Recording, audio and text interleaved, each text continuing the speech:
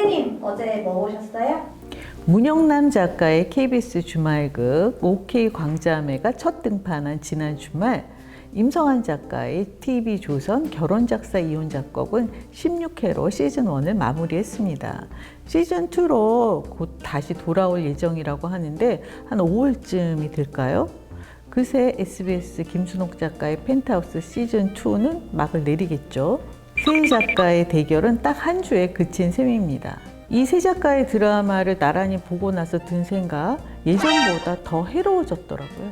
드라마 안에서 아무렇지 않게 사람들이 죽어나가잖아요. 그것도 살인. 삶과 죽음이 등을 맞대고 있어서 한쪽에서 태어나면 한쪽에서는 죽는 것이 세상 이치죠. 그러나 살인이라면 얘기가 달라집니다.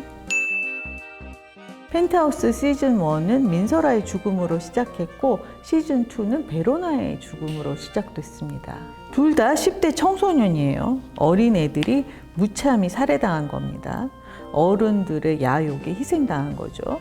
거기에 심수련, 고아원 원장, 시의원, 윤비서, 양집사, 천서진의 아버지, 사람 여럿이 죽었는데 다들 평소와 다름없이 잘 살아가고 있죠.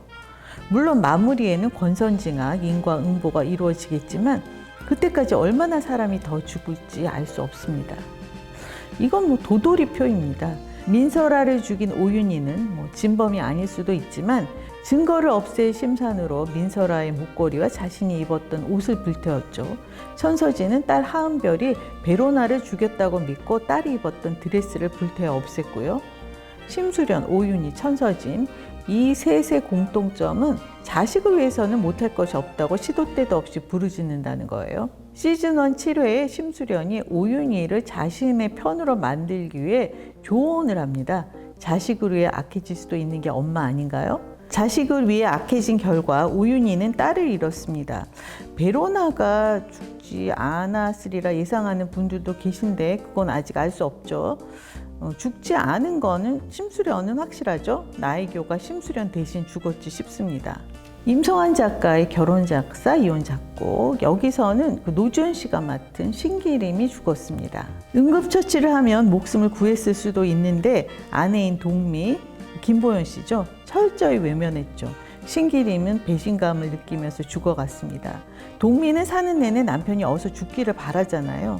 임성환 작가가 오로라 공주 때 등장인물을 11명이나 죽여서 논란이 됐지만 그래도 살인은 없었던 것으로 기억합니다.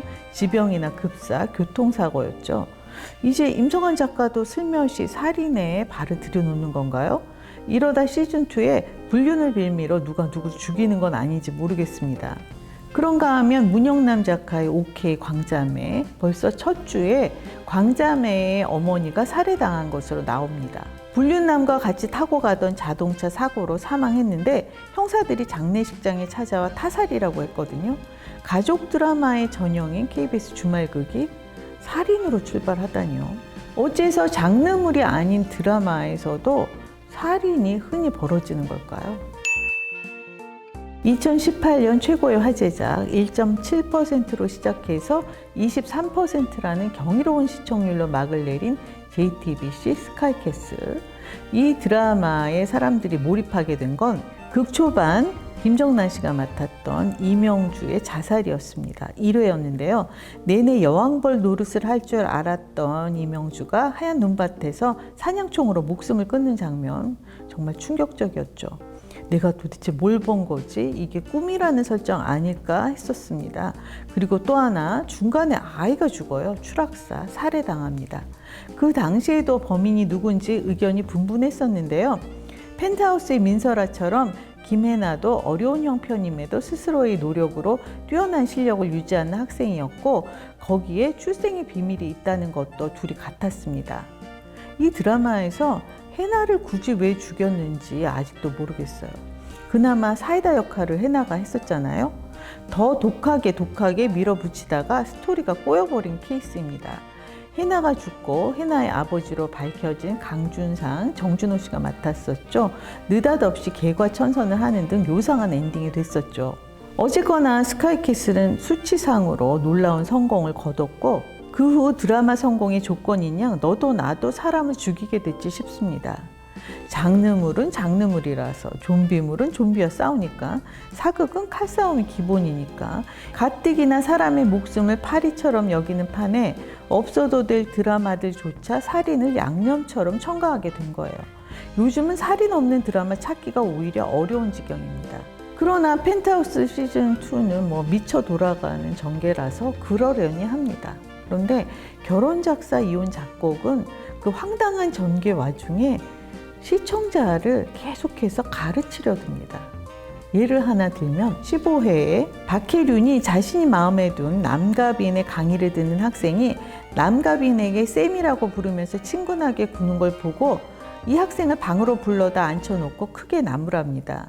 시간 강사여서 쌤이라 낮춰 부르는 거냐고, 왜 교수님이라고 안 하느냐, 버르장머리 없다고 아주 대노를 해요. 요즘 누가 학생을 불러서 그렇게 야단을 치죠? 그 장면이 무려 5분 가까이 계속되더라고요. 그 학생이 방에서 나가고 난 후 남가빈이 원칙적으로 가르치는 게 옳아요. 세상 어떻게 돌아가든 이라고 한마디 거드는데 어찌나 어이없는지요. 두 사람이 불륜으로 지금 접어드는 그 남가빈이 대놓고 유혹을 하는 상황이건만 그 두 사람이 도리 원칙을 입에 올리는 꼬락선이라니요. 그리고 남가빈이 집으로 박혜륜을 초대했습니다. 생선회를 준비했는데 고기도 생긴 거예요. 박혜륜이 음식 양이 너무 많으니까 고기만 구워 먹자고 말합니다. 그러면서 생선회는 뒀다가 전을 부쳐 먹으면 된다고. 그건 한 쌍의 바퀴벌레입니다. 어리석은. 생선회하고 소고기가 동시에 집에 들어오면 생선회를 먼저 먹지 누가 고기를 먼저 먹고 생선회는 뒀다가 전을 부쳐 먹어요. 마치 생선회로 전을 찢어 먹는 것이 대단한 센스인 양 주저주저. 극 초반에 사피형 박주미 씨죠. 엄마를 원망하는 대사를 훈계조로 하고 또 하고 쏟아냈고, 그 또 한 번은 박혜륜의 딸이 아버지의 부도덕함을 지적하는 길고 긴 연설을 했었는데, 이날 이 호칭 제대로 하라는 훈계도 아주 질리더라고요. 개연성 없는 전개 속에서 매회 작가로부터 참교육을 받아야 하는 시청자 입장, 참 답답하죠. 임성환 작가가 주로 100회 이상 호흡이 긴 일일 드라마를 주로 써와서 대사 상황을 간결하게 정리를 잘 못합니다. 마치 라디오 드라마 같죠. 오디오만 들어도 다 짐작이 가는.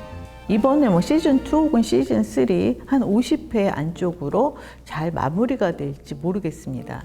일일 드라마 때도 큰 돈을 받았다는 얘기가 있었는데 이번에도 회당 상당한 액수를 받는다고 합니다. 이렇게 마냥 엿가락처럼 늘려도 돈이 따박따박 잘 들어오는 거예요. 압구정 백야 그 일일 드라마 당시에 MBC가 컨트롤을 잘 못해서 작가가 연장을 요청하면 또 연장이 이루어졌다고 하는데 TV조선은 어떻게 대처할지 지켜봐야 되겠죠.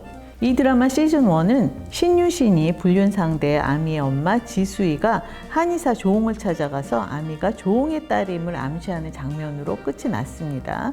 신유신이 조홍에게 아미를 사촌동생이라고 소개했었잖아요. 이게 막장 드라마의 기본입니다. 출생의 비밀에 더해지는 얽히고 설킨 인간관계. 작가가 니네 깜짝 놀랐지? 하고 준비한 엔딩이었겠으나 설마요.